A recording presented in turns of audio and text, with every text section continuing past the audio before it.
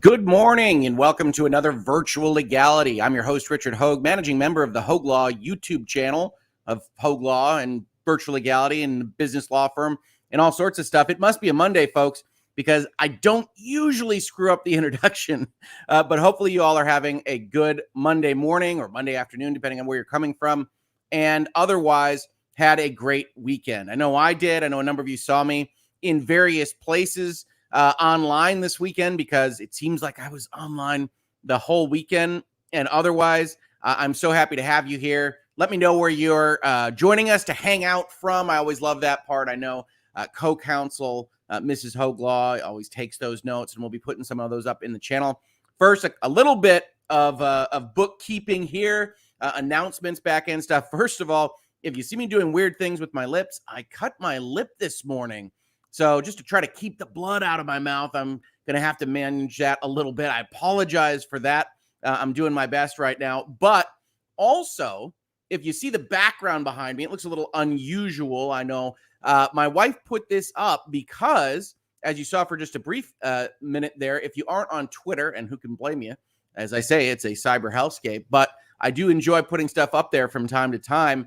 We achieved a goal this weekend. More specifically, we achieved a goal at 2:30 in the morning this Sunday, at least here in the Eastern time zone. Goal achieved, and you see references to my alma mater, Michigan Law, and I wanted to thank everybody who helped. What did we achieve? Well, the capacity of my team's stadium, and I'm a Wolverine, go blue. I know we've got Buckeyes in the chat. I really appreciate your support. We can be friends. Reasonable minds can differ, but probably not on one Saturday in the fall. And the capacity of that Michigan Stadium is 107,601 people. Now, yes, they squeeze more people in from time to time for big events or however that might go. But that was the number that I had focused on in my head, really as kind of the pie in the sky. You start a YouTube channel, you buy a microphone, you say, I wonder how this will go. Well, what would be a reasonable goal? And at that point, it was something like 100 subscribers so I could change the name of the channel, and then 1,000, that kind of thing. But what would be the crazy pie in the sky goal? And that crazy pie in the sky goal was the largest capacity college football stadium in America. And at about 2:30 in the morning this past Sunday, you all and others like you who are otherwise on the replay crew, hello, folks watching this in archive form, helped me get there. And I just wanted to say thank you. It's a really big day. My wife took me out for dinner. My wife otherwise put up various things around the room here. So we're going to have a background here special for today. I know folks often want stuff on that back wall. So because of Mrs. Hoeg Law, that's why you're getting a little bit of decoration. Other thing that happened this weekend, and really one of the reasons why we got a little bump in the subscriber numbers for the channel, is that, of course, I was on Emily D. Baker's stream with Ian Runkle of Runkle of the Bailey and Rob of Law and Lumber, and we had a good time. You'll want to check out that stream. It is not safe for virtual legality, although it was certainly a lot of fun. So if you're interested in that, I think the stream wound up going for 5 hours, which is very unusual for her. But we did have a little bit of a reunion from what? Well, we had a reunion for Depp v. Heard, which, as you saw from the thumbnail, as you've joined us here today, is what we're going to be talking about when we get to the headline section. But as you know by now, I like to start out with a little bit of hanging out. And, oh, look, because we just did that announcement, we got some party emojis. We got some clapping emojis. It's very nice of you. I really appreciate it. First and foremost, I wanted to explain the background. So I just wanted to make sure that, hey, this is not going to be a standard background. This is a celebratory background. But it is a big day because even more than 100K for me, it was, hey, let's see if we could just hit that number. Because if you're from around here and you are a Wolverine, at least for me, I tend to think of large numbers in ratio to number of Michigan stadiums. So that was very exciting and very, very cool. We got a Go Buckeyes here. Never miss a chance. Never miss a chance, aviation fanatic. Go Buckeyes had to get that in there. I don't blame you. I'd be doing the same thing if I was watching a live stream from a streamer of some kind and they just happen to be a big Buckeye fan. I'd throw a Go Blue at you. So absolutely well received. We got some party blowing emojis here. Good morning from Simi Valley. Australia says hi, not once, but twice in a row. So well represented in Australia. Hello, Australia. We're going to be talking about some fun stuff today. Johnny Depp, Amber Heard, insurance companies that are saying that their policy doesn't require them either to pay for the judgment or for the lawyers. So some fun stuff there. What do we got here? Pretty background. Love the background. So co-counsel, honey, you did a great job. They love it. She asked me yesterday, is this okay? Because she knows I like my blank red wall. So it's see, where's the red wall? It's behind all this, if you can believe it. I can't change my setup that fast. So the red wall is still there. If you need the red wall, you're actually seeing it if you could see behind these decorations in the background. Hello from South Jersey. Love it. Good morning from Oregon. I'm liking the new background. The background's not sticking around, folks. We're having a celebration today. Good afternoon from Denmark. What do we got here? Depp v. Heard, the gift that keeps on taking. I'm not anticipating. In fact, I'm not planning on doing more than one episode of Depp v. Heard a week, maybe. And I'm hopeful. It seems to be tapering off a little bit, and then you get these kinds of bursts. But I did see this, and today we're actually going to be doing an episode in terms of the headline format that isn't going to be based around the headline or the media so much as it is going to be about looking at the lawsuit and hopefully walking through it and explaining it. So it's essentially kind of a mix of a headlines approach and a virtual legality approach, which we might be doing more and more of in this space to talk about the substance of some of these things more than just the rhetoric. We're going to be combining those particular kind of philosophical impulses as we look at things in this space. I think it'll work pretty well. But today's going to be one of those more substantive ones, more than rhetorical ones. We're really only going to take the headline and discuss it and maybe the first paragraph from the Law and Crime article that just sets up what this thing is so we can have it in the back of our minds as we read through lawsuits. Because lawsuits are not necessarily written for us. They aren't written for clarity on these things. And so, well, we need a little help sometimes in the summaries, and it can help focus us on what these particular lawsuits are doing. And as I'm saying lawsuits, because I'm also going to talk about a lawsuit that happened in the middle of last year, actually, that relates to this lawsuit from a different insurance company that basically knew that the insurance company that's trying to get out of everything today was going to try that. So, I love the typo in the description. I have no idea what my typo is, so I'll look at the description. Yeah, sometimes those get done fast to make sure that we get a placeholder up so that y'all know we're going to have an episode like this one. So yeah, I'm a human being, and there are very often typos in those kinds of things. I am still partially convinced the red wall is green screened in, that there isn't a red wall. Wow. That's actually kind of Inception-like, right? Because I sit in front of the red wall every day, but what if it weren't real? A little heavy for a Monday. No, I appreciate it. We did get a super chat. Thank you so much for these super chats. Mandy Stevens, hello from Australia. Love you all with Emily. Yeah, as I said, we had a lot of fun with Emily D. Baker on Friday night. Wound up being a much longer stream than I think any of us had thought we had signed up for, and it was a blast. It was great. YouTube doesn't spell check for you. No, it doesn't. I have no idea what I said. I'll fix it. It is very Matrix. Is the red wall real, even if you are physically sitting in front of it? Something to consider. The deco looks cool as heck. Mrs. Hoeg, I think you should try and convince him to keep it. Oh, my.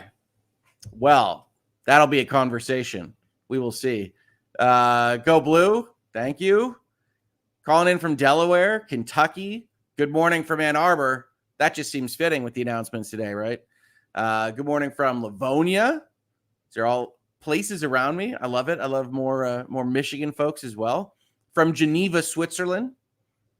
It's fantastic stuff. Good afternoon from Ostrava, Czech Republic. Very cool. Thank you so much for joining us this morning. We're going to have a good show here. Going to have fun. Congratulations on your new subscribers. Yeah, we're having a great time. Having a great time, building the channel, building a community we can be proud of. Reasonable minds can differ. Having a lot of fun with all of that. Germany is in the house with the, I think, rocking emoji there. Welcome, Germany. Nice to see you. I was in Columbus once for Michigan Weekend. I can't believe it. I lived to tell about it. I actually went to Miami University in Oxford, Ohio. I love cheering for blue, especially when I lived in Oregon.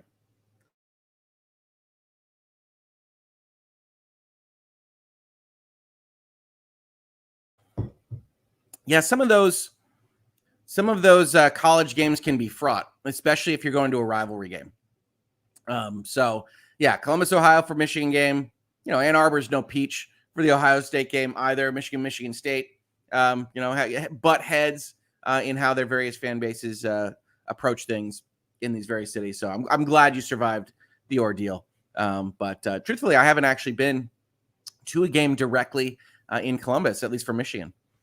So yeah, let's see here.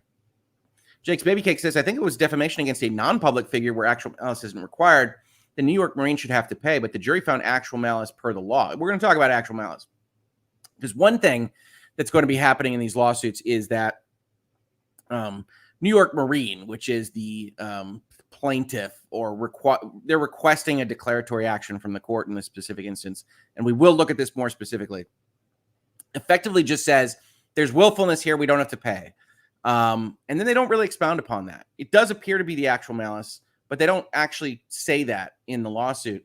So it becomes a question of, hey, if you say that you're insuring for defamation, which they do, we'll look at that, then it can't just be the act of publishing that is the willfulness here. So what are you looking at? And actual malice doesn't require intentionality to defame as much as it requires a reference to the falsity of the statement itself. So we'll get into it. We will get into it. I tend to agree that this insurance company is basically putting a billboard up that says not good for public figures, which is kind of in and of itself its own problem. What else do we have here?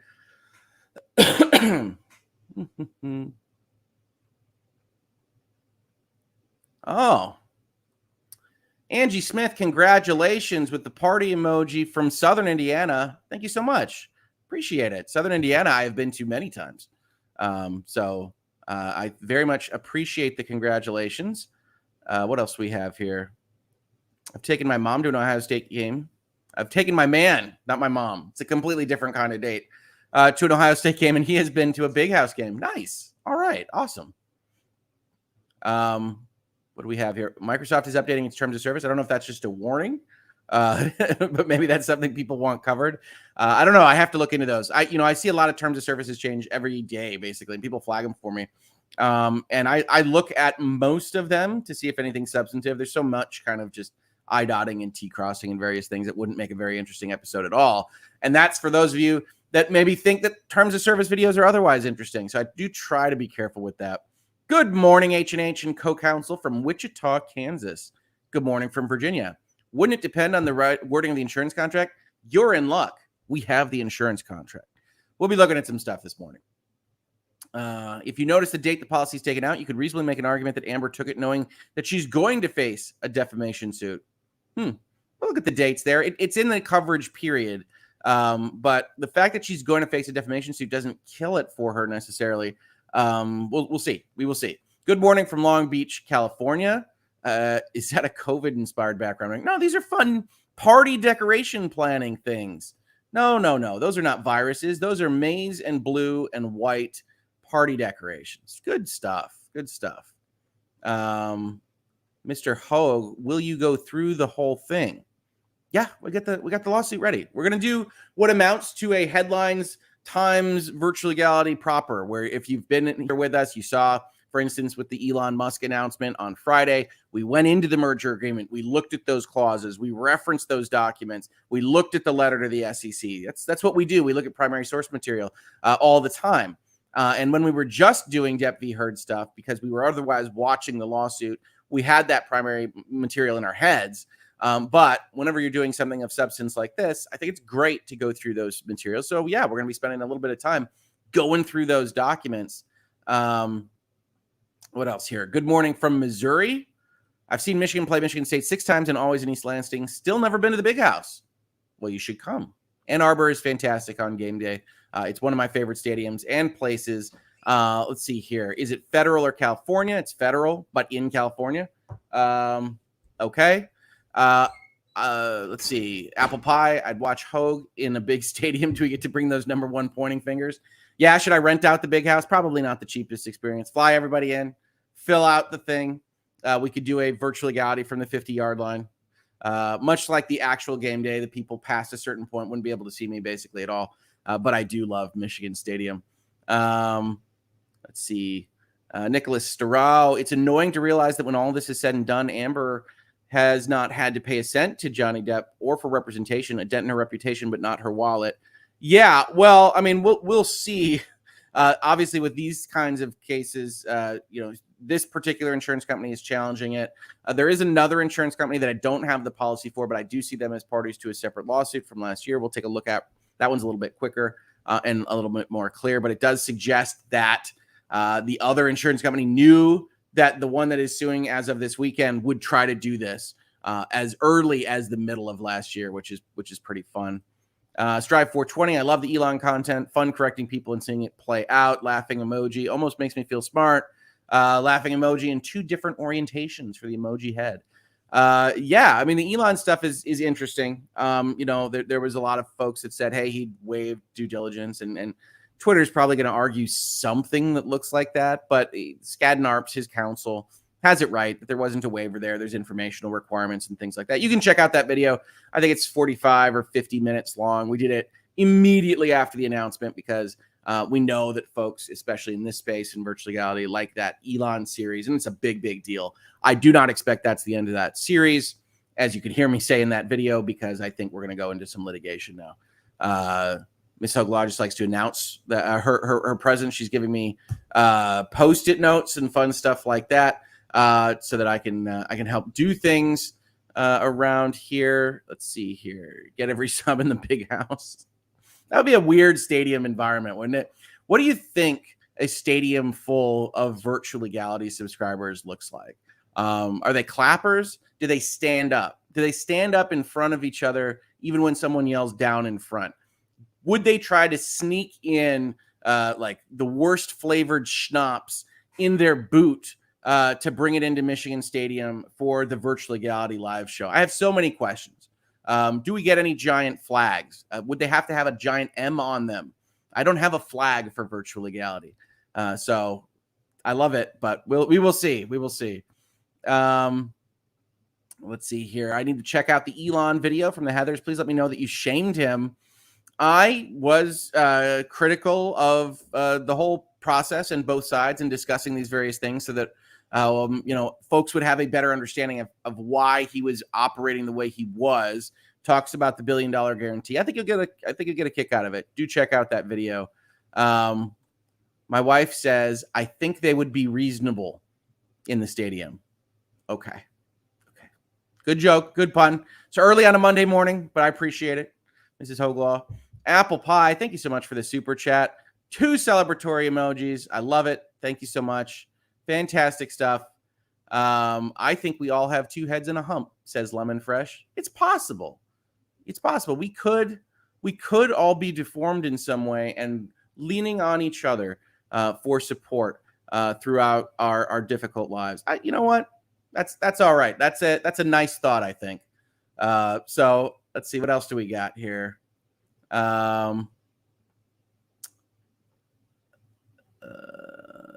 VLM for the flag, virtual legality matters. See, I'm not stepping into that kind of stuff.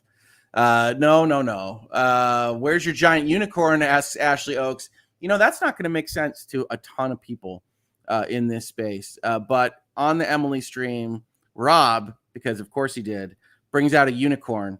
And so Emily counters with bringing out a unicorn. And I say, I don't have a unicorn, unfortunately. And my wife comes and brings down the world's largest pink unicorn. So if you want to see that is on that stream. Absolutely. Kelly, I feel it would be similar to most Michigan alum sections, nerdy and into it. Yes, but Michigan alum sections can be different. I certainly get yelled at for clapping too loudly and things like that. The Michigan football experience is an interesting one. Fun times here with a super chat. Congratulations, Hoeg Law. Thank you so much. I appreciate it. Fantastic stuff. I am really excited about this one. So thank you so much. And yeah, let's see here. Darth Hideous. There's always that one guy that makes a giant scene, and that would be me most likely. There's always that guy in the section. What else we got here? How long have you guys been married? 15-year anniversary was this past month. the day after the Depp Heard verdict, actually. We still have to do something fancy for it, honestly. It's in process. It's in process. Let's see. What else we got here? Love the giant unicorn. It was adorable. It was, actually. I had no idea that was even in our house. Unicorns and Emily D. Baker's Purple Hearts. Yeah, fun times. That was a fun stream. The chat called for Rob to get his unicorn. Okay. Because it's a stress ball. Yeah, he squeezes it. Let's just say some of the stories Emily was telling were fraught. So I'll leave that as the background there. And then one last super chat before we start getting into the headlines here. Kiwi Girl 75, unicorn emoji, purple heart emoji, clapping emoji, hashtag would daddy stack, laughing emoji, skull and crossbones emoji. And yeah, you'll have to look at the origin for that particular hashtag, that particular stream got trending #1 on Twitter, on your own time. But it was a very funny stream. That half of the Emily stream was the best video I've watched since the trial. Very nice of you to say. I'm just 1/4 of what that stream was, but thank you, Dan Oberhaus. I appreciate it. Let's see here. Good morning from Lubbock, Texas. You should stream a Michigan game as a headline and hang out this fall. Wow. I love my university. I think they would come down on me like a bag of hammers if I tried to stream direct a live football game here. Depp v. Heard was kind of like a football game. Oh yeah. No, I would love to announce a Michigan football game. That'd be awesome. But we'll see what we can do. Absolutely. So let's talk a little bit about Depp v. Heard. Well, my goal was achieved, but let's talk about other things as well. And that can include an insurance company. Now, before we get started, I saw folks asking in my comments in the chat before the show began, do you need a lawsuit to actually determine whether or not your insurance pays? And the answer is no. Your insurance can look at the situation and say, oh yeah, we should definitely owe under that. As you know, interacting with insurance companies often works, is they say, oh, definitely, we definitely owe money for that. Absolutely, no problem.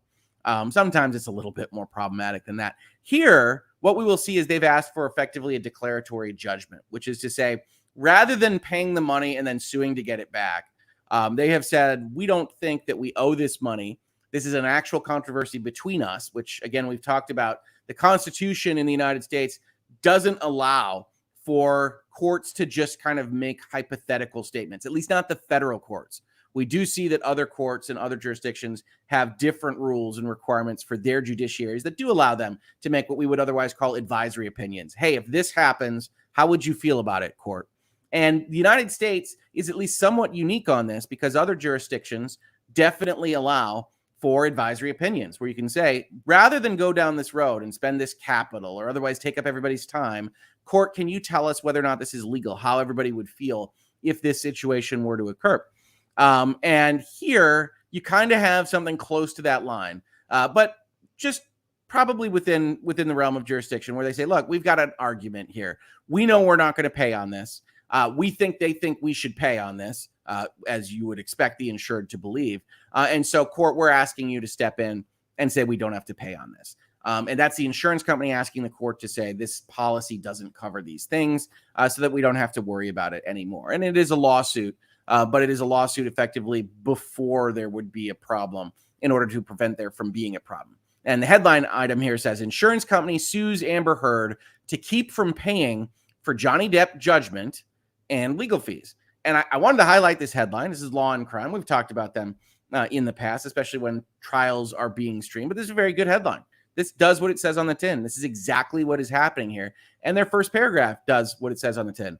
An insurance company, I'd probably use the name here, but they didn't, is suing actress Amber Heard on a 3-pronged request that it be absolved of any duty to pay for her defense in a recent defamation case by her ex-husband, Johnny Depp, that it not be required to pay the multi-million-dollar judgment won against her, and that it not have to pay any costs of ongoing litigation associated with an appeal. Right. So what they say here is we shouldn't have to do the defense, we shouldn't have to pay for the current judgment, and we shouldn't have to pay for anything going forward. And Law and Crime does a great job of kind of summarizing that. But we can get even more information by actually looking at the documents themselves. So here we have New York Marine and General Insurance Company, a New York corporation versus Amber Heard. And it's filed in the United States District Court, Central District of California, Western Division. It's a federal case brought against her in the federal courts located in California. And you then start off this particular case with a bunch of jurisdiction and venue stuff. Hey, this is worth a lot of money. This is okay in California because that's where she lives. I don't tend to get into jurisdiction and venue when we go over these documents because they're highly technical. Seems like it's good on its face, just judging from afar here. If she lives in California, seems like the appropriate place, clearly worth more than $75,000. And so we can press on from there. Section 6, Plaintiff New York Marine is a corporation organized under the laws of the state of New York with a principal place of business in New York City within the state of New York. Heard is, and at all times herein mentioned, an individual who is a citizen and resident of California. New York Marine issued insurance policy number GL 201800012500 to named insureds Under the Black Sky, Inc., which is Amber Heard's production company by all looks of things, and Amber Heard for the policy period July 18th, 2018 to July 18th, 2019, with a per occurrence limit of liability of $1 million. Now, that $1 million is what would be applied to damages, not to defense. We'll see that in the section. I'm going to bring up the insurance policy, but this is effectively what they would have to pay out of that $10 million if they have to pay anything at all. A true and correct copy of the policy with premium and address information redacted is attached here too as Exhibit A. The policy includes a comprehensive personal liability coverage. Your person. They also include in this, they don't mention it here because it's not pertinent, a general liability policy for property damage and things like that. But this is personal liability for occurrences that happen due to your actions, generally speaking, to cover your negligence and accidents that you might otherwise cause. Insurance is for accidents. You'll want to remember that because that's what this company is going to use, especially under California law, where this policy was issued. The policy defines personal injury to mean injury other than bodily injury arising out of one or more enumerated offenses included in the policy, which includes oral or written publication of material that slanders or libels a person or organization, including other forms of defamation, and oral or written publication of material, including other forms of defamation that violates a person's right of privacy. So, legalese, right? But we can break this down. We can actually go look at the policy itself. So here we find ourselves on page 52 of 66, because I know everybody loves reading insurance policies. Everybody knows how to read insurance policies. In my opinion, insurance policies are probably the hardest contracts to read because they do this by taking exceptions and putting them in separate paragraphs on separate pages and applying them kind of systematically to other things like this comprehensive page here in 2 columns. I don't like reading insurance policies at all, and I read contracts for a living. But what we're focused on here is coverage L. If a claim is made or a suit is brought against an insured, so just stop the sentence right there. If Amber Heard finds herself the subject of a lawsuit, things are going to happen. And that lawsuit is for damages because of bodily injury, property damage, or personal injury caused by an occurrence to which this coverage applies. And we'll look at those definitions in just a second. But if Amber Heard is being sued for causing someone injury based on an occurrence, we'll look at that definition. Then what do? We will have to, A, pay up to our limit of liability for the damages for which the insured is legally liable. So right now, a jury in Virginia has found Amber Heard liable for $10,350,000. They actually tried to find her liable for $15 million, but Virginia lowers that punitive damage award of $5 million down to $350,000. So they found her liable for just over $10 million, which means that this insurance policy in this particular group would have to pay $1 million on it because that's the premium that Amber Heard or her production company paid for, was to cover $1 million of those damages. Pay up to our limit of liability and provide a defense at our expense. So in addition to that $1 million, they would provide a defense at their expense by counsel of their choice, even if the suit is groundless, false, or fraudulent. So this is designed to be a comprehensive policy here that says this is going to cover things that may not even be remotely true. It's going to be covered at our expense. We're going to try to win that lawsuit for you. And then if you're still found liable after that process, we'll pay them up to $1 million out of it. We may make any investigation and settle any claim or suit that we decide is appropriate. our obligation to defend any claim or suit ends when the amount we pay for damages resulting from the occurrence equals our limit of liability. Now, there's stuff here with settlements and things that we could talk about and argue about in the future, but suffice it to say, for purposes of this insurance policy, this is what we care about. If she's sued for these things, then they owe up to $1 million on the damage side of things, and they will defend at their expense the case in question. So we need some of those definitions. What is a personal injury? Because usually you think about personal injury, you think, oh, I am swinging my golf club around in the house and I knock somebody's teeth out. That's a personal injury. That's easy enough. We understand that. We want the insurance to cover that because it's an accident. Didn't mean to knock somebody's teeth out, hopefully. And so the insurance will cover that and move on from there. Personal injury means more than that, however, as we saw referenced in the lawsuit, right? Personal injury means injury other than bodily injury arising out of one or more of the following offenses, including oral or written publication of material that slanders or libels a person or organization, including other forms of defamation. So this particular insurance policy, this is not all insurance policies, actually says if you are being sued for defamation, overall, this insurance policy should cover it. That is the cleanest reading of these sections together. But we've got other things that are brought in, right? Because it has to be based on an occurrence, right? We looked at this. Caused by an occurrence. Well, what is an occurrence? Occurrence means an accident. Because in general, you can't insure against things you intend to do. And that makes perfect sense. However, the actual act of writing something, publishing something, that's an intentional act in of itself.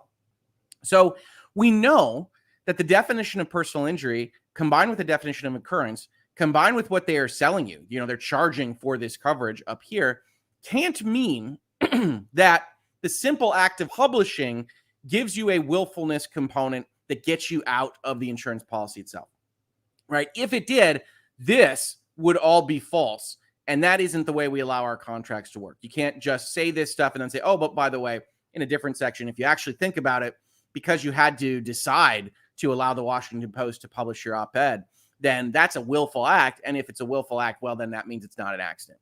The accident here comes from something a little bit more ephemeral, that it's willful to publish. It's an accident to defame, right? That I didn't mean to defame Johnny Depp. And in fact, they just put up a big lawsuit and a big defense that said where Amber Heard's team said I didn't want to defame Johnny Depp at all. Said Johnny Depp's not referenced, that kind of things. And obviously the jury disagreed, but it isn't solely the fact that the article got published that gets you out of the insurance policy. And that's one of the things that I think it's a little bit confused in this lawsuit, and we'll see that as we go on. The underlying lawsuit, on March 1st, 2019, John C. Depp II filed a lawsuit against Heard in the Circuit Court of Fairfax County, Virginia. In the underlying action, which is that lawsuit, Depp sought and is seeking damages for defamation based on an op-ed allegedly written by Heard and published in both the online edition of the Washington Post on December 18th, 2018, and in a print edition of the Washington Post on December 19th, 2018, and which was republished by Heard in a tweet on December 19th, 2018. A true and correct copy of the complaint filed by Depp in the underlying action is attached here too, which we're not bringing up again. What's interesting here is allegedly written by Heard is just amusing because you do have an actual court finding here, and then actually republished without an alleged, also equally amusing because you don't have a direct finding on there. So I guess it's not alleged, even though what we did find that it was written by Heard is alleged at this point in time. So fun stuff, interesting writing just from this lawsuit. On or about September 4th, 2019, Heard tendered the underlying action to New York Marine, told them about the lawsuit. On October 1st, 2019, New York Marine accepted Heard's defense. Hey, look at our policy. We say we're going to defend you if one of these things pops up. Of the underlying action, subject to reservation of rights. Specifically, New York Marine advised Heard that New York Marine would provide a legal defense, but that to the extent California law does not permit an insurer to indemnify the insured, no indemnity can be provided. It's interesting. At the time Heard tendered the underlying action, the law firm Cameron McAvoy, PLLC, was defending Heard in the underlying action.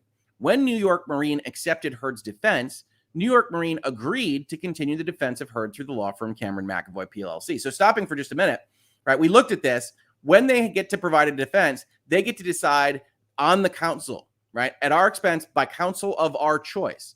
And in this situation, Amber Heard was working with existing counsel. This insurance company, at least, is impliedly looking at that counsel, decides that it's acceptable to continue the defense, and says, all right, we will provide the defense through that particular counsel. New York Marine is informed and believes, and on such information and belief alleges. So they don't have perfect evidence right here. This is pled to the court because they go through a discovery process to confirm this, but they believe it. You have to have a certain truthfulness here, that Heard or her agents instructed other firms defending Heard in the underlying action to not include Cameron McAvoy in Heard's ongoing defense. So this particular insurance company says, okay, yes, that firm is fine. We approve that firm. And then the next paragraph, they say, and Heard then isolated them, said they're not allowed to participate in the defense. And as a result, on or around November 2nd, 2020, Cameron McAvoy withdrew from the defense of Heard in the underlying action. Now, that's just background. This is going to come up when they say we don't have to pay for the lawyers. The underlying action proceeded to trial beginning on April 11th, 2022. On May 27th, 2022, the court in the underlying action issued jury instructions to the jury. A true and correct copy of the jury instructions are attached. In those jury instructions, the court in the underlying action instructed the jury that with respect to liability issues for Depp's claims against Heard, the jury's verdict must be based on the facts as you find them and on the law contained in all these instructions. Yep. The jury instructions also instruct the jury that with respect to liability issues for Depp's claims against Heard, the issues for the jury to decide whether Ms. Heard made or published any of the following statements, which are the three statements we talked about in the lawsuit. I spoke up against sexual violence. I became a public figure representing domestic abuse. And I had the rare vantage point of seeing in real time how institutions protect men accused of abuse. And as a finding instruction, the court in the underlying action instructed the jury that she'll only return your verdict for Mr. Depp on his claim for defamation if Depp had proved by the greater weight of evidence that Ms. Heard made or published the statement in question. The statement was about Mr. Depp. The statement is false. The statement has a defamatory implication about Mr. Depp. The defamatory implication was designed and intended by Ms. Heard, which I think is ultimately one place where you'll focus. And due to the circumstances surrounding the publication of this statement, it conveyed a defamatory implication to someone who saw it other than Mr. Depp. And it was done with actual malice, which again, despite what Elaine says in the closing arguments of the lawsuit, isn't I'm angry about this. Actual malice is a term of art in the law for these purposes, defamation law in particular, that says you know it's wrong when you say it, or you are recklessly indifferent to whether or not it's wrong. If Mr. Depp failed to prove any one or more of the 7 elements above, then you shall find your verdict for Ms. Heard with respect to the above statement. So you can see why they're doing these jury instructions already, right? We just saw that there's a definition that says only accidents count. We will see that reflected again in the California statute. We heard them reference briefly at the top of their background section here. And now you've got the jury instructions. In order for Ms. Heard to be found liable, the jury had to find things like it was designed and intended by Ms. Heard in a standard of actual malice. The court in the underlying action issued a nearly identical finding instruction for each of the other 2 statements, which only changed the content of the first element to replace the statement at issue. On June 1st, 2022, the jury in the underlying action returned a verdict in favor of Depp for counts of defamation based on all 3 statements. This verdict was incorporated into a judgment order, which was entered by the court on June 24th, 2022, and attached as an exhibit. As detailed in the special verdict form with regard to each of the 3 statements at issue, the jury found that Depp had proven all the elements of defamation. Those ones that we just read were all answered with a yes. Jury awarded $10 million in compensatory damages, $5 million in punitive damages, which is lowered to $350 under the statutory cap. So that's all background. What you see here is an 11-page lawsuit, unlike some of the other lawsuits that we regularly go over in virtual legality, right? As I've mentioned before, when you get all the flowery language and all the rhetoric and devices and quotes and things like that, those are really written for the press or even for us here on YouTube rather than written for the court. That you don't need all of this. This is a much more kind of by the numbers insurance complaint asking for declaratory judgment and just says, here's the jury instructions, here's the willfulness component, and now we're going to get to our first cause of action. We're going to get you in and out the door in 10 pages, Your Honor. First cause of action, declaratory relief, asking for the court to say, hey, this is okay, as to plaintiff's duty to indemnify Heard for the judgment order. the $10 million that has already been found.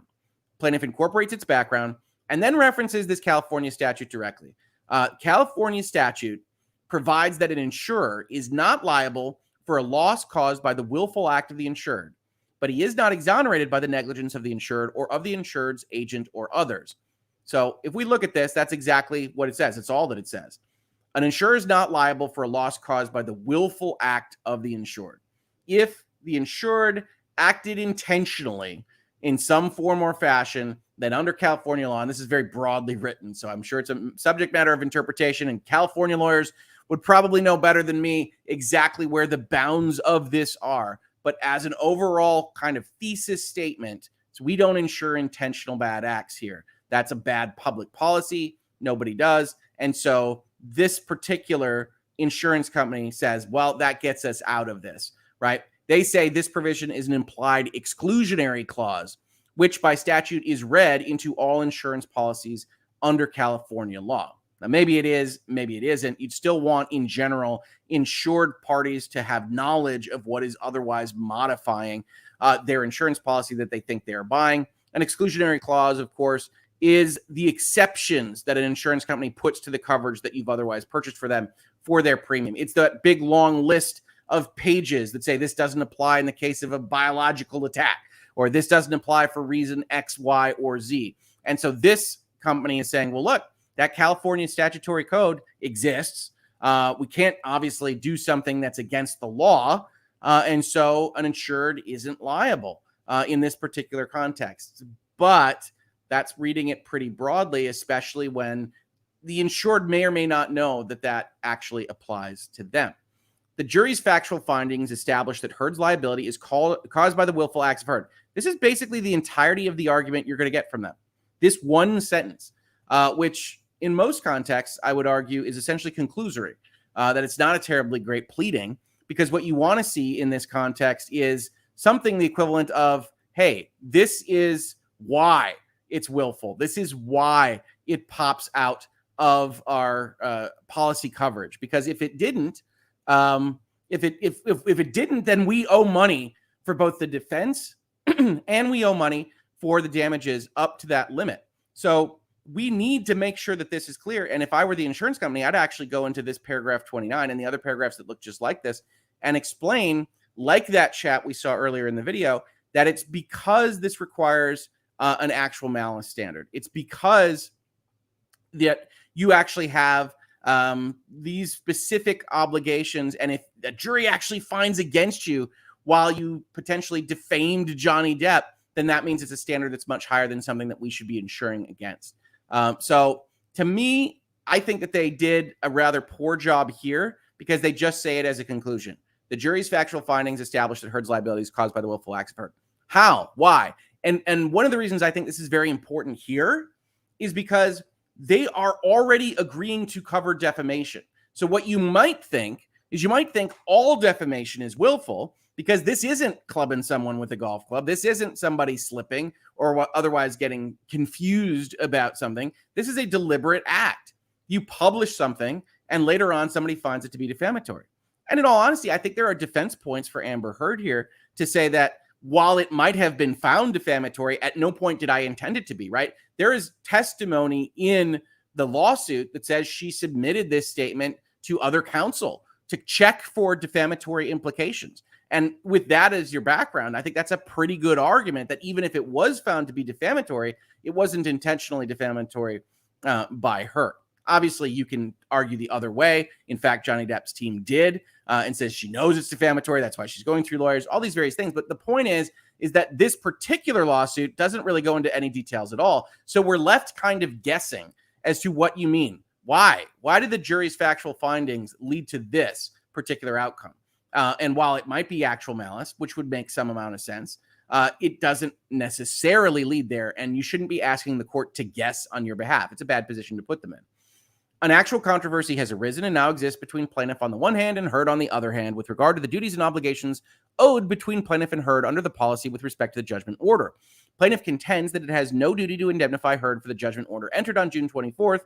Plaintiff is informed and believes that on such information and belief alleges that Heard disputes plaintiff's contention and asserts that the policy provides indemnity coverage for Heard for the judgment order entered on June 24th, which is a lot of lawyers saying, look, Your Honor, we know that this doesn't look necessarily like we got a lawsuit right this second, but we need to explain to you that this is a current controversy, that money is going to have to change hands or not, so we need this declaratory judgment, and we should get one under the United States Code due to the actual and present controversy described above. And so declaratory judgments, a little bit more special than actual lawsuits. I suppose the court could potentially deny on that basis. I don't know that they would here, but I can't pretend to have expertise in these kinds of insurance disputes. So that's what's happening here, is they say, look, we know it looks like it might not be ripe yet for a litigation. This is still an active controversy, and if you don't give us this declaratory judgment, we would have to send millions of dollars to other people, and then how are we better off, any party, for having to go and then litigate that? So it's essentially trying to say, let's not have the money leave our accounts before getting legal redress. Second cause of action is almost identical to the first. We don't have to identify Heard for what we know is the current damages.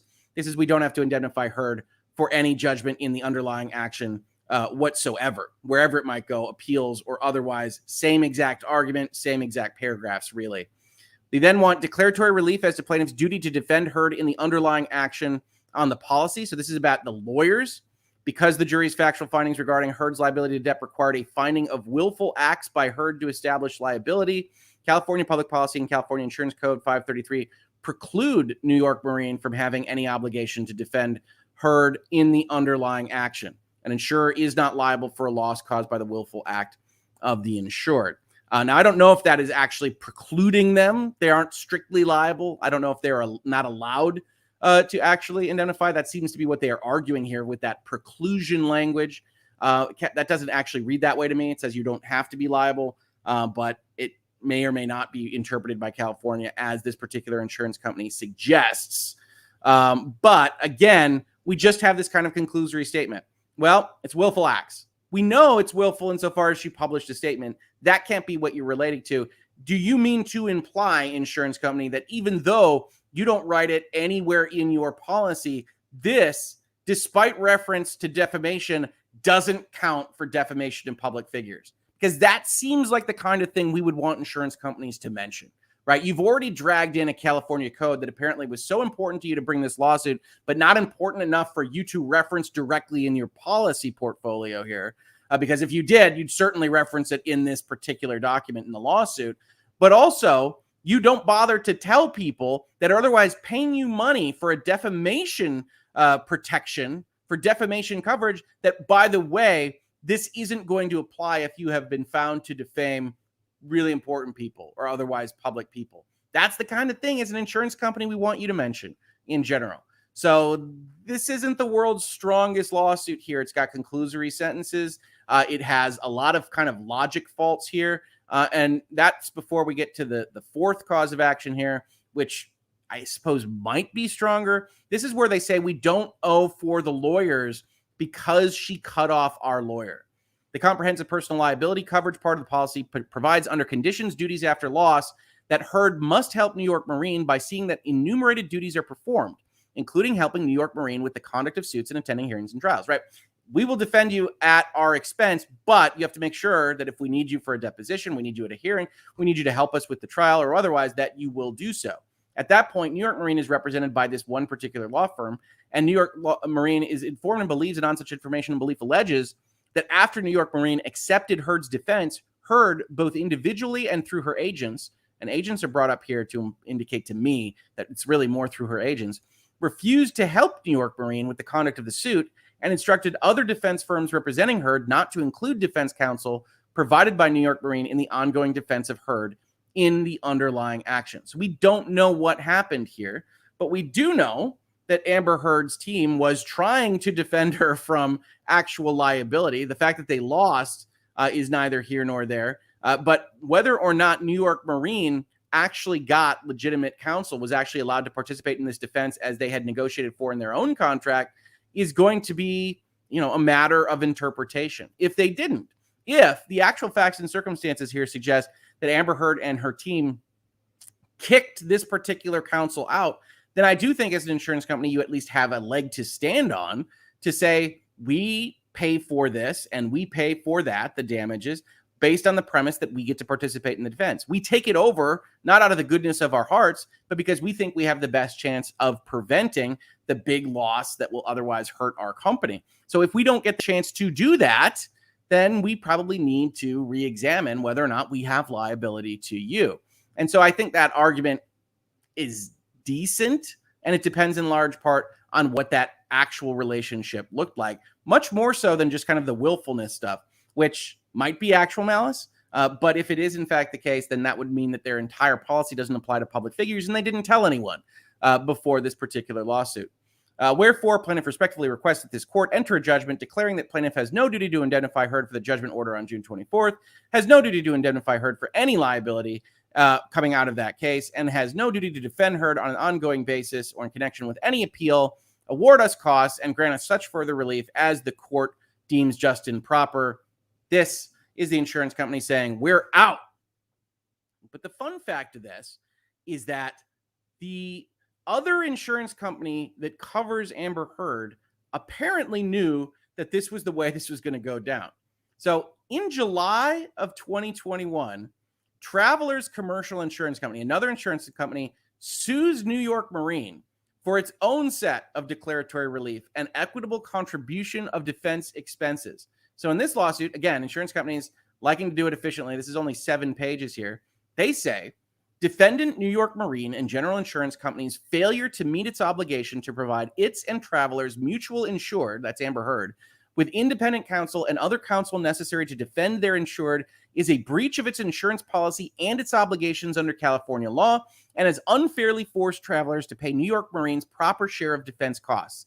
Travelers has been damaged by this conduct, and it is entitled to judgment in the form of a declaration that New York Marine was obligated to provide the mutual insured with independent counsel. Moreover, under the doctrine of equitable contribution, Travelers is entitled to reimbursement from New York Marine of half of the money that Travelers has spent thus far to defend their mutual insured with independent counsel and other counsel experts and vendors, while New York Marine has wrongfully refused to do so. So remember, New York Marine is saying that, our counsel was kicked out by the other people's counsel. Travelers undoubtedly has its own counsel that it's paying for. Travelers says, now wait a minute, you guys haven't contributed anything or enough to the defense at all, and so we're going to sue for a declaration. The court finds that you are obligated to pay for this defense. Now, this is the earlier lawsuit, but it's still pending. The law moves slowly, and I believe it was stayed for the time of the trial.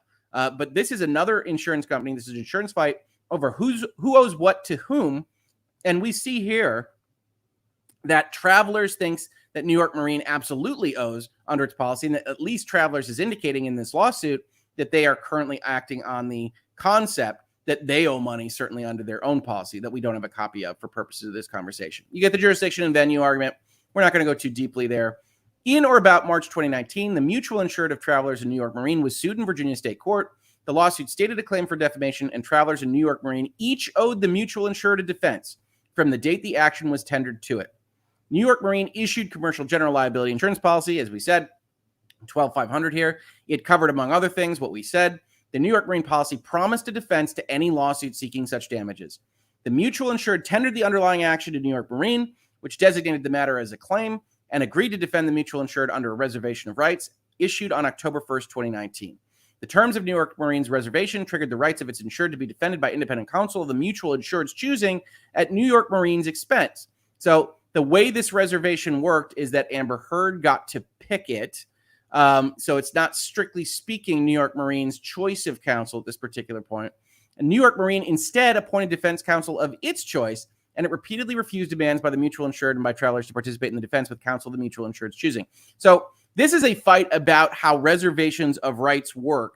So this insured company, New York Marine, says, we don't know that we owe you anything if there's a willful conduct component, which we saw writ large now in their current lawsuit. Travelers says, no, if you reserve rights that way, then Amber Heard gets to pick her defense, and you have to pay for it. And then we sort things out as that reservation either happens or doesn't happen. And New York Marine, according to Travelers, then intentionally violated its duty to its mutual insured and to Travelers under the New York Marine policy and under California law. So Travelers has its counsel. That's what Amber Heard likes.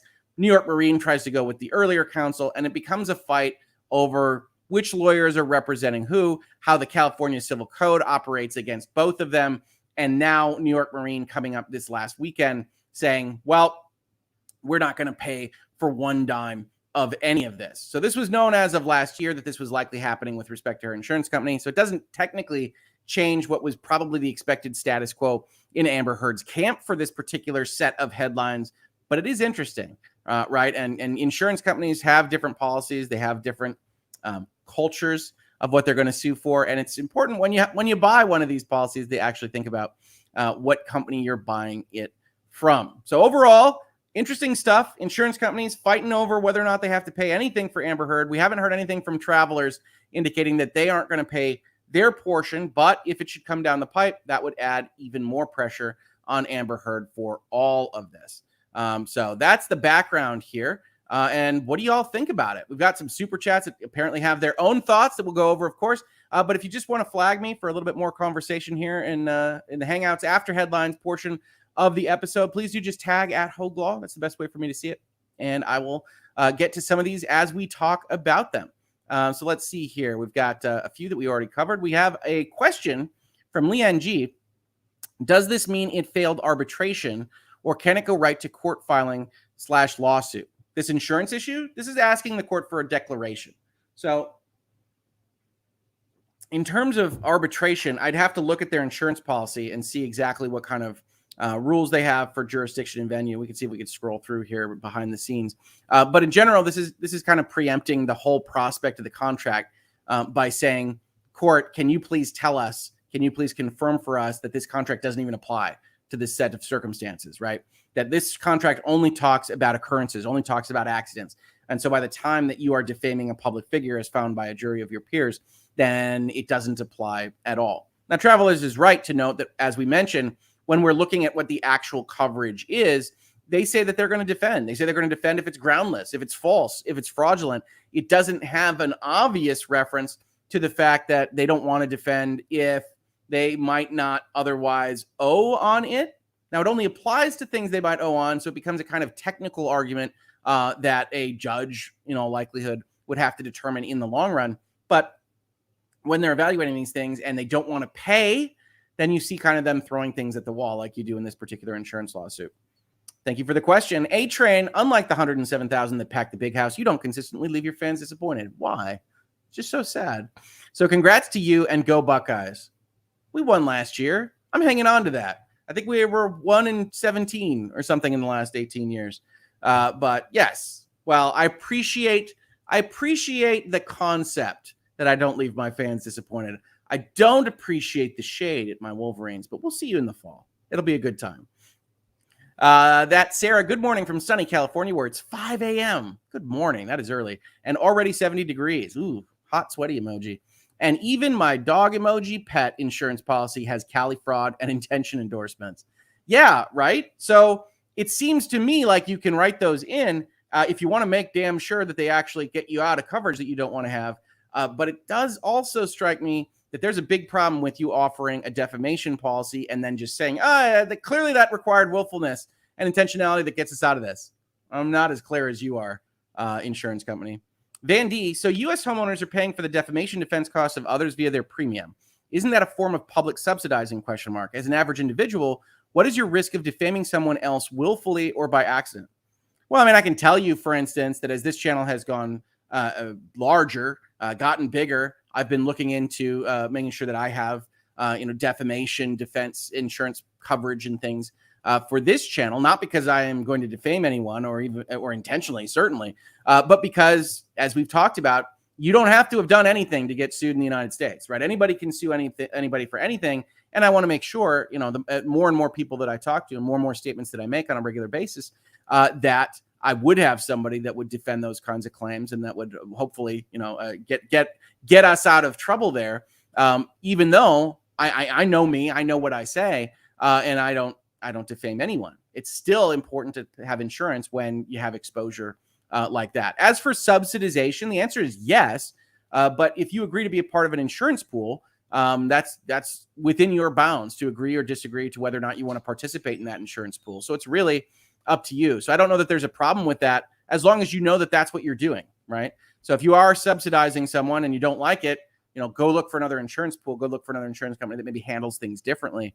But as for paying for other people's defense, yes, that's what insurance companies do, because the insurance company ostensibly thinks it's in the best position to keep those damage numbers down and to hopefully keep losses down for the insurance company. And then again, hopefully keep premiums down for the customers it wishes to attract. Britt Cormier, I love how one lawsuit just keeps spawning more lawsuits. That said, insurance companies, like casinos, do not get rich by giving payouts. Both will find any loophole to keep from paying the winners. Insurance companies are always going to see whether or not they have to pay that claim. That is absolutely true. That said, as you could probably tell from virtual legality and from lawyers and legal questions in general, there are ethical, fair ways to look at contracts that say, you know what? The actual bulk, the spirit of this, everything else suggests that we should pay, even if we could potentially try to jam that truck through that little hole in that sentence. And there are insurance companies that are better, and there are insurance companies that are worse. So like everything, unfortunately, you have to do your homework a little bit on these things, and then, hope everything works out if you ever need to make a claim on one of these policies. But yes, insurance companies will look and they'll make sure before they pay you $1 million that they really have to pay you $1 million. So that's very true, Brett. Very true. T in Tennessee with a super sticker. Thank you so much for the support. That is awesome, T in Tennessee. It's good to see you in the space. I really appreciate it. And then let's see if we've got anything that gets flagged here. We've just got, I don't even know what this is about, but I just like it. Upside Down says, wow. I like to think it's about the decorations. I think the decorations are a big wow. What else we got here? Some internet issues. Good morning from Louisiana, from Michelle DeForge. Hello, Michelle. Hello, Louisiana. Maybe Rottenborn was paid by Travelers, which is why his legal defense was more compelling than Elaine's client-led strategy. I mean, at least from what New York Marine says, their law firm isn't a part of what we saw at all. That they got kicked out or left in 2020, and they didn't participate. Caro, the only winners here are the lawyers that make big bucks working the files. In general, when we're talking about large-scale litigation, the biggest, most consistent winners are the lawyers. That's what they do. Let's see here. Charlie says they're all being paid by Travelers, as Elaine is a lead counsel firm being paid, and it has been agreed that Travelers is paying the assisting firm's experts, etc. So, yeah, that strikes me as correct. I don't have any backing on that, but at least as described in these lawsuits, it suggests for the fact that Travelers has done the independent counsel thing, has otherwise put forward the money for these defenses. That's what that lawsuit is about, is asking for this other insurance company to pay its portion on an equitable principle that says if you both have that obligation, it shouldn't just be us that are paying. Got some folks in here in the chat talking about internet outages. Todd M., does New York Marine claim bad faith on Amber's part because she bought the insurance just months before the op-ed, and as we know, she consulted lawyers about being sued if she published? They don't. No, the lawsuit doesn't have a kind of latches or equitable estoppel concept in it. It acknowledges that the policy is active, and it doesn't argue that point, so I think it's pretty much waived at this level. The policy is active, but what does the policy say is essentially their argument. And they say, look, in a case like this one where the jury has to find actual malice and intentionality in the defamation, then it can't be something that we have to cover. And also, we shouldn't cover the defense. And I think the defense is really where Travelers gets upset because we don't know what the jury's going to find out afterwards. It looks like this insurance company effectively just held its money, lasted out the Travelers lawsuit, and now has in its back pocket that a jury found against its client and says, look, this was never something that we should have had to cover, and so we're not going to cover it now. Like I said, it's conclusory in the way that it's pled. I don't know whether that will be a problem for it or not, but it does make it difficult to analyze what they're talking about, even though we can make assumptions about what part of the jury instructions they think are specifically problematic. But also those jury instructions, with the exception of actual malice, are going to be the same regardless of whether it's a public figure or not. And so it can't be, in general, the law abhors this, that you sign up for an insurance policy, you pay the premium, it says it covers defamation, and then by practical implication of what they're saying right now, it could never cover defamation because something else in the normal jury instructions otherwise means that it's willful or gets you out of other points of the contract. If you say you're going to cover things like defamation, we're not going to love it if you use kind of magic bells and whistles to say, actually, no, it's never going to cover defamation because of X, Y, and Z. Let's see here. We've got Tiny Trifle saying Travelers has paid $5 million. I don't know any of the specifics here. Am I right in saying that if it's a $1 million claim, it still leaves Amber needing to fine $7 million, even if they do pay out? Yes. Well, it's $10 million, and then Johnny Depp owes $2 million, and that kind of thing. But yes, you've got an occurrence limit, you've got an aggregate limit in that policy, and it's $1 million. I didn't show that page. You saw them plead to it in the filing, but it is $1 million that shows on the insurance policy, which means that they would owe for the defense, which obviously can exceed that amount as it did in this particular case, and they would owe $1 million for damages if they find that the policy applies to this particular set of circumstances. Barbam, go blue. Wolverines is a great name for a team. I really like these. This is good stuff. Dan Boy, what's your thoughts on the EU making USB-C law enforcing pre-installed apps to be removable?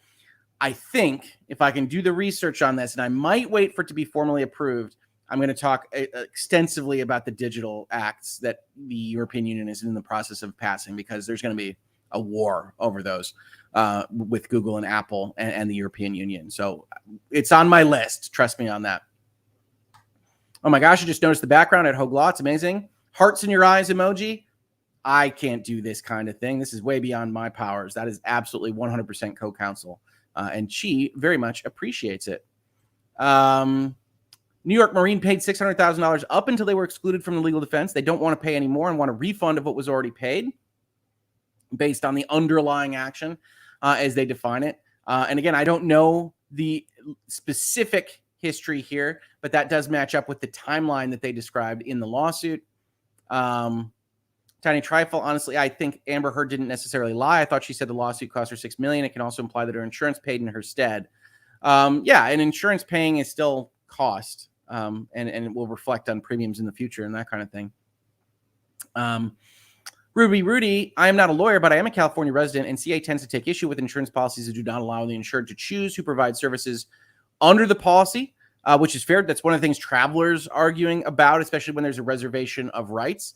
And yeah, California as a jurisdiction, general rule here, is more specifically active in revising, changing, or refusing to enforce provisions of contracts that you or the insurance company or your employer have otherwise entered into, right? California is one of the jurisdictions in the United States where you can't have a non-compete that just relates to your employment provisions. Almost every other jurisdiction in the country allows you to have a non-compete provision. California doesn't. It's void for public policy. And so California gets active when it talks about these kinds of things.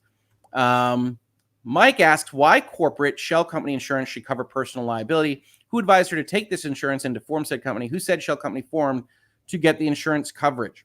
I don't know any of the answers to these questions, but they are good ones. If you look at the general liability page on this particular insurance coverage, it does say shell company coverage, and then it's whatever it is beyond the sky. And it does appear to be a liability protection approach, but I don't know where that came from. And you don't see the insurance company arguing that the policy itself should somehow be void for that structuring. So it is interesting, and I would love to get some answers to that, but it doesn't directly impact what we're looking at in this lawsuit. What else we got here? At Hoeg Law from Adhi Singanalar. I apologize in advance. What about Amber and Elaine lying during testimony and closing about Amber, not Travelers paying $5 million? Well, I mean, I think that lying requires intentionality. And if you are just completely up your own whatever, I think you're not necessarily lying as much as you're trying to manipulate. But I think that the Travelers insurance company fight is going to be one of the more interesting angles to this. And I don't think that what actually happened in court, where you do have litigation privilege and you do have these kinds of things, is going to matter as much as what are in those contract documents and how these various jurisdictions interpret what those particular provisions say. What let's see here. I do have some folks reminding people, if you're enjoying this content, please do like. You don't have to subscribe necessarily. I can't promise this background every day, for instance. But please do like, tell YouTube that we're having these conversations. Thank you so much, Chad. I appreciate that.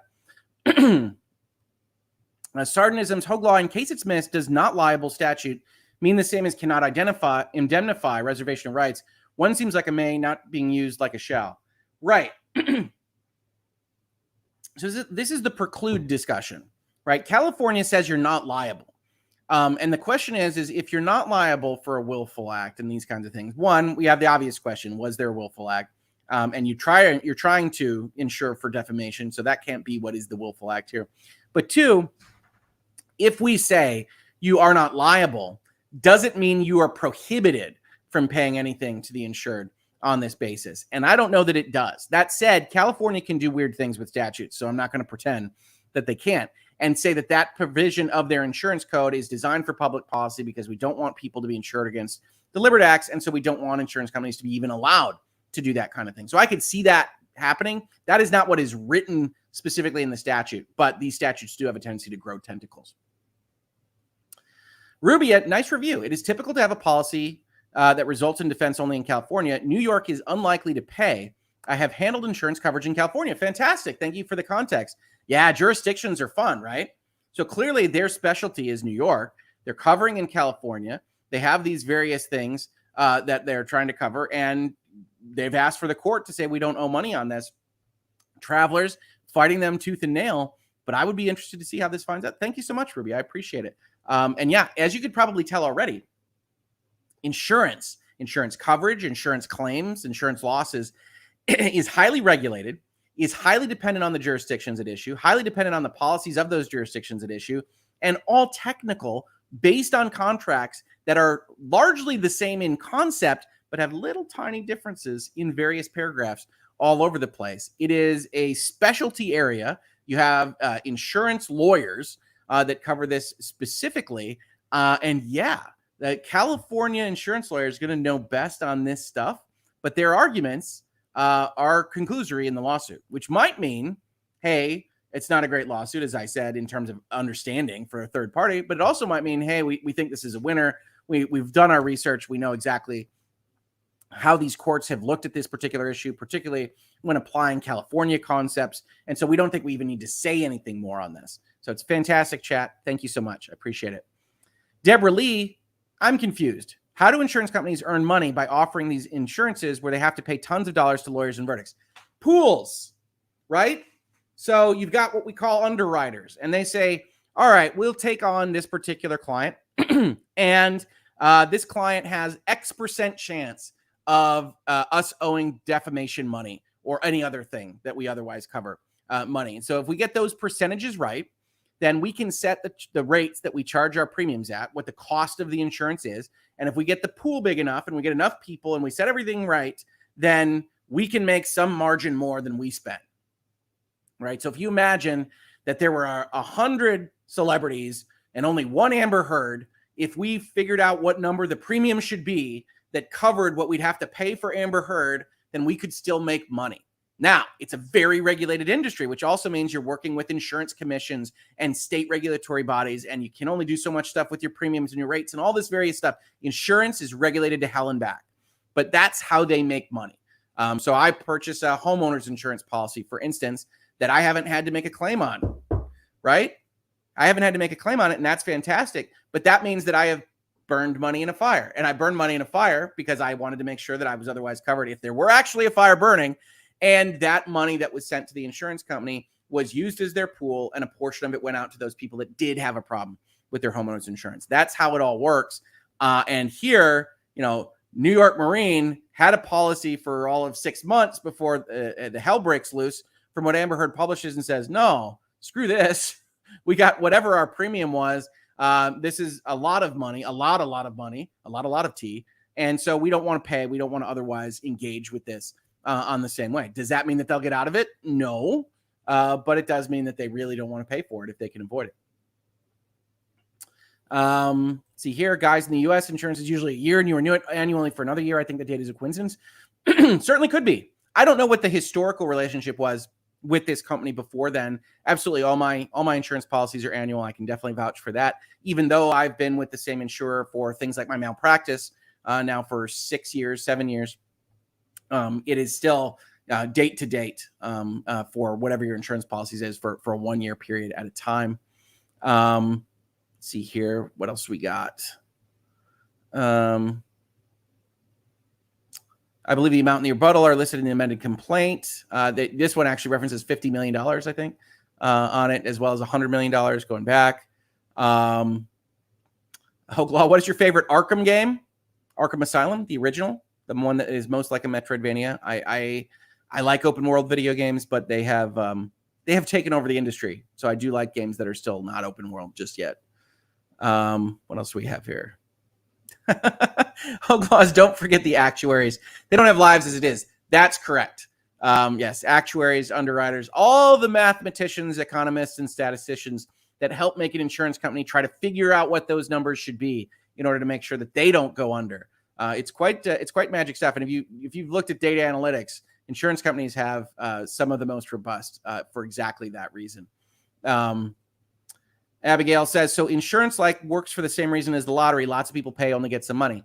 Yeah. Unlike the lottery, though, you do get the concept. You do get the peace of mind, as the marketing says, that if you have a legitimate insurance company that is going to pay out on the claims, then you're putting those premiums in a fire, as I just said, so that if something really bad were to happen, you'd otherwise be covered. It's much the same concept of any kind of catastrophic coverage or otherwise, health insurance, things like that, where there are costs that could cripple you and you insure against those. Britt Cormier, insurance and casinos have the same business model, but they sell different products. Lots of people laying into the pot, but few payouts. I mean, that's right, certainly. Mandy Stevens, Amber Heard's lie is not what she paid for lawyers, but it's why the money was not donated to charity. She claimed it was because Johnny Depp sued her. That's true. Okay, so I get what you're saying on this now. Yes, that she said that she couldn't pay the $7 million out because she was getting sued. I don't view that as a lie. If you're getting sued for $50 million, I think that a reasonable person could say that even if I'm not paying directly for my legal costs, I can still say I am now under financial and economic pressure that I would prefer not to be under, and now I've circled the wagons, right? During the pandemic, for instance, as I'm running my law firm, I immediately, even though I can still pay my bills and everything else, cut costs and try to make sure that things work. Even though everything is still functioning, I start to react to what might not function in the future. And I want to welcome here Kurt from Uncivil Law. How you doing, Kurt? It's been a while. I'm having a great morning. I just woke up and I saw you were still streaming, and I was happy because it meant that I could join you. Oh, fantastic. Yeah, we're going to do about 10 or 15 more minutes, I think. Excellent. Well, 10 or 15 more minutes is fantastic, and then I'll do some more bar stuff. Oh, good. How's that going, by the way? I know you're studying. I hit 80% last time. Nice. See, you're going to pass. I know. I'm not worried about it. When is it held? 2 weeks from tomorrow. 2 weeks from tomorrow. All right. Plenty of time. All right. And I'm sure that'll be a monkey off your back when you finally either just take it, regardless of how it goes. Just taking it is a good step. If I recall, I'm not that worried about it. I'll be fine. I wasn't that worried about the first time around. It seemed to work out okay. Man, I think if I had to take it again right now, it would be more of an ordeal. I remember it from years and years and years ago, but I haven't left Michigan, so here we are. So we're just going over the lawsuits. We went over over the insurance lawsuit that was just filed this weekend, and we went over the traveler's lawsuit that originally asked for equitable contribution last year against this company, and just talking about the details here. Kaidos. Sorry if stupid question. No stupid questions. There are stupid questions, but I'm going to entertain them even if they're stupid. In an alternate universe, Amber Heard won the $100 million countersuit. Does it mean her insurance pays for all her legal fees and Amber Heard gets to keep all $100 million without paying any legal fees?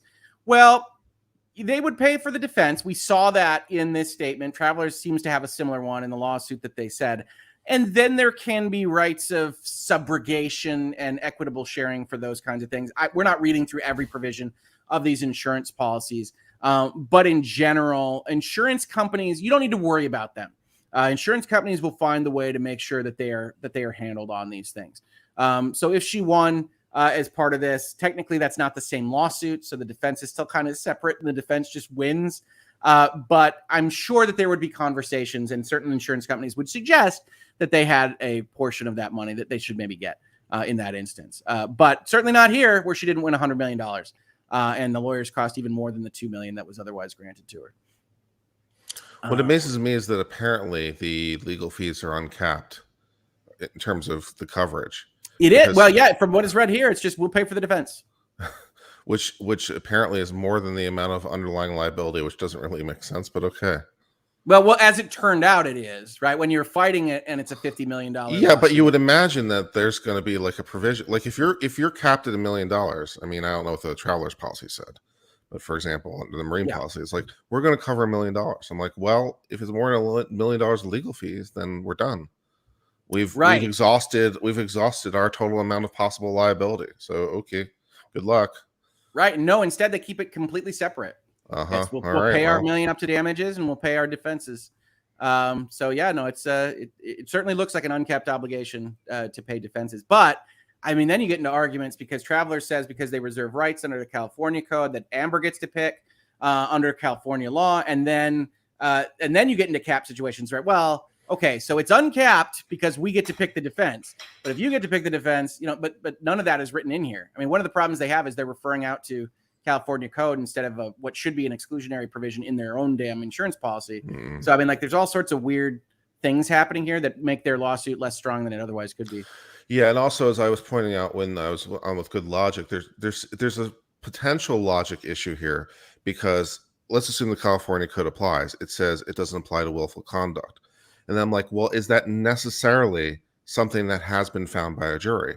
Because under actual malice, right, it's knowledge of falsity or reckless disregard. Yep. It's like, okay, well, so it could be either one. So is reckless disregard the same thing as willfulness? And it's like, well, it seems like there's maybe something there that's a little bit off. Well, and I agree with you completely. And I also said as part of this video, I said, well, look, if this is in fact the case, and they don't actually we're forced to guess what they mean to point to in the jury instructions, because they just say, well, those jury instructions mean it's willful. This is usually where you tell us why. Does it? And they don't. They just say it means it's willful. And I said, well, this is either just conclusory pleading or they know something in California and how these things are read.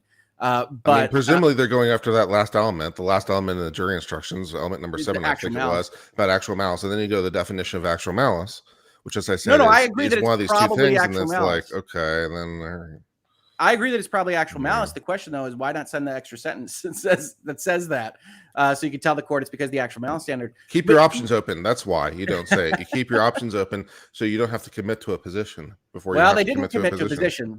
That's certainly true. That's something lawyers do all the time. It's like, why tell you exactly if I don't have to? Because then I'm not committed and I can change my mind if I have to. Well, I do think it's conclusory, though. I mean, they're just saying, well, and because of that thing we said back there, it's obviously this. It's like, oh, all right. Okay. And the other thing I said as part of this video was it does mean that as far as this insurance company seems concerned, is regardless of the fact that we say we cover defamation, what we mean is we cover defamation against non-public figures, which isn't what we wrote. So, which is also a little bit odd in the first instance, because you wrote the policy for her. And it's not like she became a public figure in the interim. You wrote it with knowledge, or should have known, that she was a public figure. So, yeah. Well, and it's about who it goes out to, right? So this would cover Amber Heard from, defaming us, but it wouldn't cover from defaming Johnny Depp. And it's like, well, maybe. I don't think it's the world's strongest. Then we have to get into the discussion about whether or not you or I are public figures sometimes. Oh, well. I don't think I'm a public figure, but I do have, Also, by the way, I love what you've done with the background. Is this in celebration? Is this in celebration of you hitting the capacity of Michigan Stadium? Yes, this is a temporary background. I love it. I have a number of people saying that it should stay, but no, this is a background because, as you saw on Twitter, yeah, it was a sky goal. For when I started the channel, to say, hey, wouldn't it be cool if we could ever pass? Well, one of the nice things, I guess, for me is I went to Clemson, which has a capacity of 82,000. So I've passed that by 25%. So, hey, nice. Yeah. I always like to think of big numbers by comparison to my Michigan Stadium.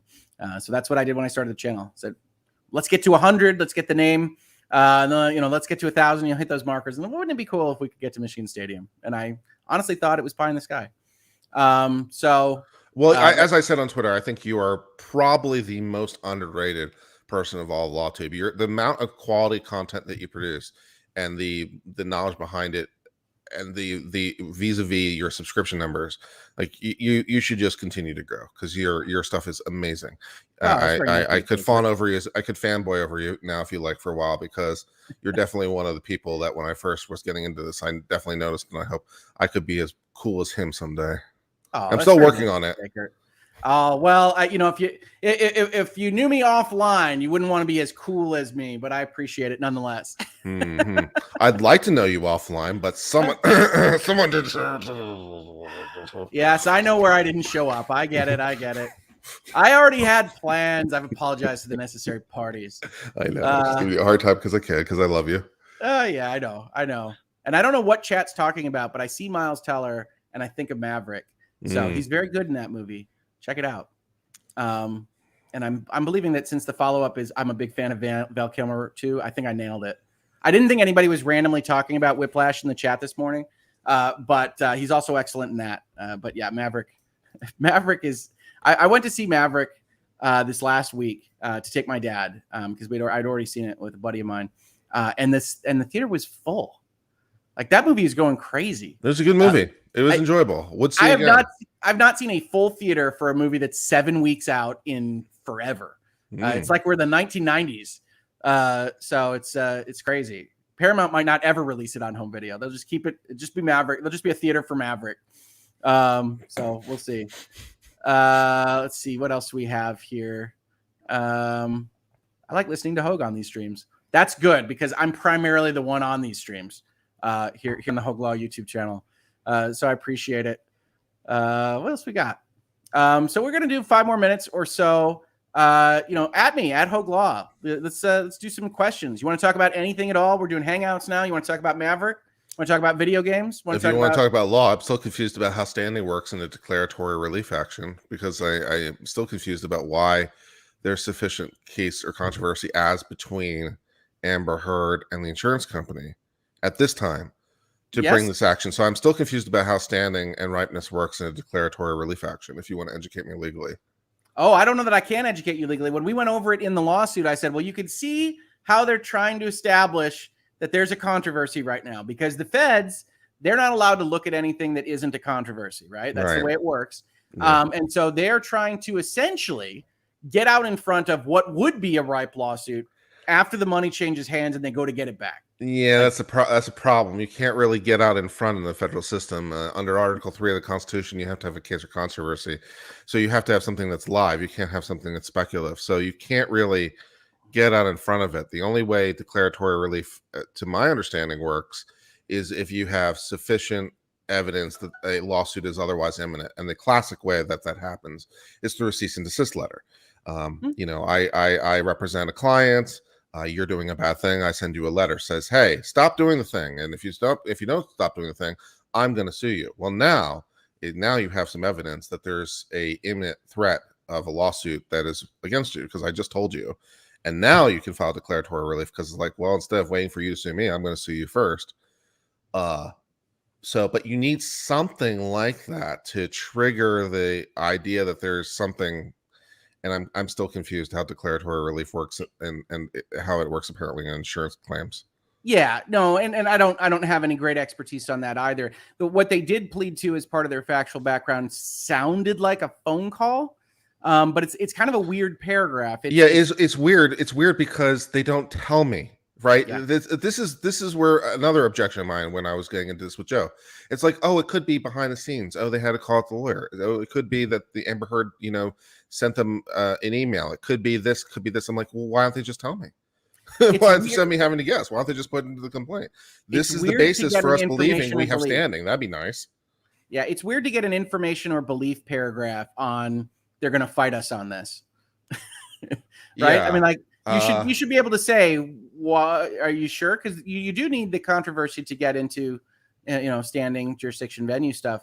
But I can't answer these questions for you, Kurt. I think for the most part, this is a boilerplate template request for interpretation, and they just filled in what they had, and it's very light in terms of what they actually did in terms of their homework, would be my guess. Well, maybe as this lawsuit continues, maybe I will learn the secret of standing when it comes to these issues, and then I'll be a smarter lawyer. Yay. Well, the secret might be insurance companies get a little leeway on this stuff. That's what I suspect. But we will see. We will see. All the animals are equal, but some are more equal than others is the answer to the question. Insurance companies are what we might call volume users of the litigation system. This is fair. So they also, I definitely need to get a copy of this Travelers lawsuit, because apparently Travelers not only will cover me for $6 million of insurance costs, but also believes apparently in their heart that I am also entitled to my choice of lawyer. I need to get a copy of this policy, and then I need to sign up for this policy today. Travelers is the best insurance company ever. It is a good ad for Travelers. Man. When you read the Travelers defense, it's like, wow. All right. Really? I'm like, wow, really? I'm entitled to my own choice of lawyer, and you're going to pay them, and apparently with absolutely no cap, to tunes of millions and millions of dollars. Man, where do I sign up for this policy? This is great. It does seem like they're defending the whole thing, so we'll see. I do have a tendency to believe that if things continue down this road, you might see Travelers' teeth come out a little bit more. But I don't know, man. If it hasn't come up at this point, at the $6 million or whatever it is I paid it in litigation costs, I'm not sure how much more my teeth can come out. I think the first, what is it, the $7 million? That's the one that really gets my attention. Well, that's the straw. That's the straw that breaks the camel's back. Let's go with that. You get to $7 million. That Sarah says, I did not have subrogation on my JD versus Amber Heard bingo card. Laughing emoji. Hey, you got to use the words you got. I was an evidence research and trial prep paralegal at a subrogation law firm in my mid-20s. Nice. Yeah, we were talking about equitable sharing and subrogation. So yeah, that's fun stuff. Hard agree with Kurt. I don't know what you're agreeing on. Oh, Hoeg is underrated, but that's very nice of you to say. It's because historically you don't put enough of that beautiful face of yours on camera. No, I refuse to put my face on the thumbnail. Well, now with you being on camera, your channel will just truly explode. You're a beautiful man, Rich. Oh yes, that's. I still do virtual legalities where I just do the logo, and people complain. It's like, well, all right. Although I do you guys don't know, I do also get counter complaints that are like, I really liked it when it was just the presentations, and your face talking is distracting. It's like, okay, take it into account. The vote goes the other way right now, but I'll keep that in. I'll keep that. Well, those people are no friend of mine. Damn. Mimi, Elaine's closing said Amber Heard paid $6 million. Sanctionable sanctions require a lot of bad stuff. If Elaine hasn't been sanctioned yet, I think she's probably ultimately in the clear. But you don't know. Judge A is going to certainly evaluate that most current motion from her about the entire court system being out of order. So that'll be a fun hearing, I think. I don't know if I was Judge A, if I could be bothered to care. I'm very tempted to go with the 2-sentence response of denied. Go to get out of here. Yeah. Yeah. Well, it's yeah. Those motions. It's like, wow, what are you doing? And I know they're trying to get due process up to appeal. No, as I said on my channel, at least there is the pure legal argument. So where something could theoretically work on appeal, because apparently it is correct that Virginia has never decided specifically the issue with respect to implicit defamation with respect to a public figure. Virginia's definitely answered the implicit defamation implied defamation, generally speaking. So can you have implied defamation? Yes. I mean, that's the whole basis of the lawsuit. But the more specific question, can you do it specifically in the context of a public figure? And apparently there are other states that have said no, and Virginia's never specifically answered that question. So Elaine says on actual malice on Sullivan. That's yeah. I don't know that I agree with that. Philosophically, if you can imply defamation, you can imply it intentionally. Oh yes, I understand. It's just a pure issue of state law that theoretically could work, and so I was like, well, bonus points to Elaine for finding something that could theoretically work. Also, while most of her motion was complete legal garbage, I did really like the way it was written. So if that was the basis of why Elaine became a partner, then I understand, because I thought it was very well legally written, even though most of it was completely unsupportable. At least she was trying, and I appreciate that inside. Well, I mean, yeah, I think Elaine is a seasoned lawyer, and I think you could see that in like depositions. I think her only real weakness is live questioning and objecting. Yeah, it didn't. That part didn't go well. Yeah. No, didn't go well. But I thought her writing was great. We do It have was people mostly crap, but it was great. Well, I mean, the theory is bad, but Yeah, the theory is crap. The theory is bad, but it was well written. It's fair. Yeah. Fair. We do have people saying that there was potentially a cap and negotiations of costs and things like that travelers had. These are things that I don't know from the factual background. I can tell you that the New York General Marine policy doesn't have an obvious cap applied to the defense concept. So in general, insurance companies, again, being volume contract writers and volume litigation sources, are pretty good about writing what they mean when it comes directly to the dollars out the door. So, I mean, like that's, and you'll get busted up by the court. You know, if you try to imply something on one of those provisions, I say you're a sophisticated party that writes how many of these, and you don't know how to say I have a cap on this particular liability. You get busted for being a sophisticated contract party. I mean, contracts are by standard interpreted against the person who wrote it because you're the one who wrote it, so you're in control. And then you're a sophisticated party on top of it. Yeah, you're having a bad time, or you at least should have a bad time. Yeah, I think so. All right, folks. Well, I think we're done with most of the substantive questions here. Kurt, I'm sorry it was only 15 minutes or whatever. Well, it's 15 minutes well spent. What you're up to? Well, I'm going to probably go on my channel immediately following this, and I'm going to do some bar prep questions. I'm licensed in Virginia. I've been licensed for 15 years, and I've decided to take the Texas bar because I thought it might be a fun thing to do. And so I've decided to try to stream myself doing bar prep questions in the morning because it seems to motivate me. And also, it's a nice opportunity to review basic legal principles. So I'm going to probably try to squeeze. I'm going to make some coffee. I'm going to have a shower, and I'm going to make some coffee, and I'm going to stream some bar prep this morning. Then later this afternoon, I'm going to do a short stream involving a pro se, who threatened a judge, and sanctions there too, which is always fun. And I need to do some editing work at some point. And also I'm trying to do a speed run of the entire Supreme Court term. So last time I did, I think 7 cases of the Supreme Court. So I've got like 57 more to go. So I'm going to try to do some more Supreme Court cases. So that'll be fun. Now, when you get to those that are just like purely regulatory 9-0s, do you like dispatch with those more quickly, or do you go over every detail on that kind of thing? Oh, no, man. As long as there's something written about it, I'm happy to cover it.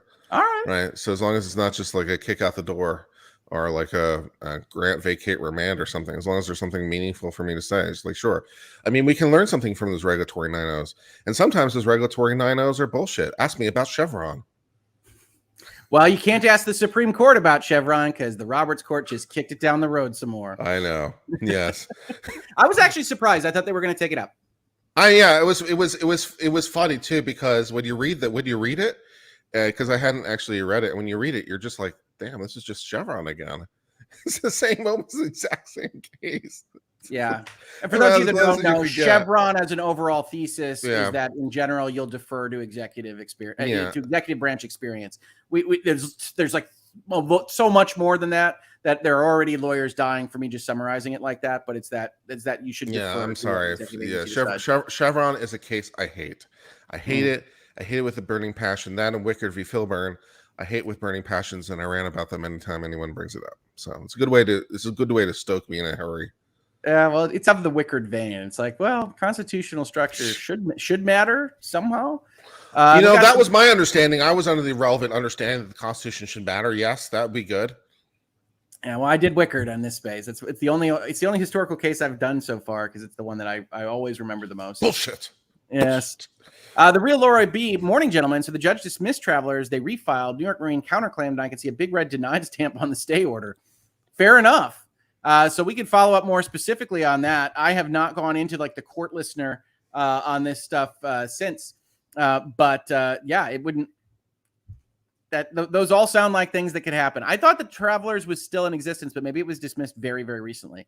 So we'll see on that, and I'll follow up. Thank you so much, Real Laura B. And on that, I did see one other question that I can't find right now that I just want to answer. Somebody was asking why I'm a managing member and not a managing partner, and the answer is because Hoeg Law is an LLC and not a partnership. LLCs don't have partners.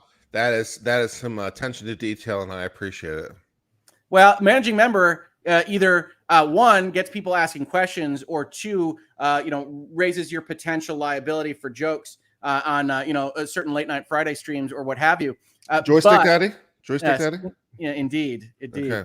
So, have you adopted that as your final official moniker? I'm not adopting any daddy nicknames. So we'll see what's imposed upon me.